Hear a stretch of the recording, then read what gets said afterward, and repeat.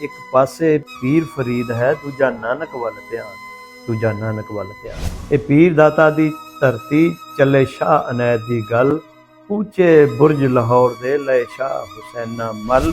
असी मन्निया पीर फरीद नूं चढ़िया बुल्ले शाह दा रंग, सानू फड़िया वारे शाह ने ते नचे हीर सलेटी झंग। जी सज्जनों ते मित्रों ते वीडियो अस्सलाम वालेकुम, सत श्री अकाल। की हाल चाल है जनाब? अज पंजाबी विरसे तुहाडे नाल जुड़े हैं।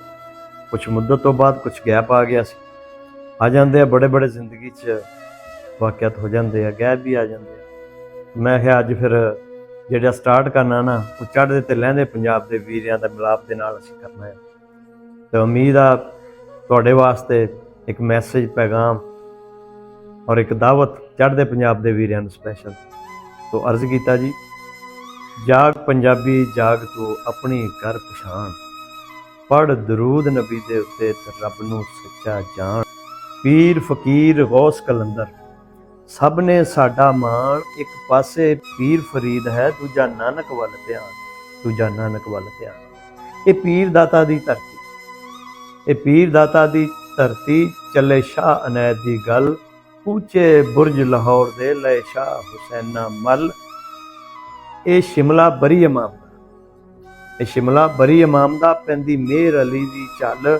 असी हक सच ही है बोलिया, भावें लै गई साडी खल, भावें लै गई साडी खल। असी मन्निया पीर फरीद, असी मन्निया पीर फरीद नूं चढ़िया बुल्ले शाह दा रंग, सानू फड़िया वारे शाह ने ते नचे हीर सलेटी झंग। ये पंजाब है दुल्हे भट्टी दा, ये पंजाब है दुल्हे भट्टी दा, जिस कीती मुगलां जंग।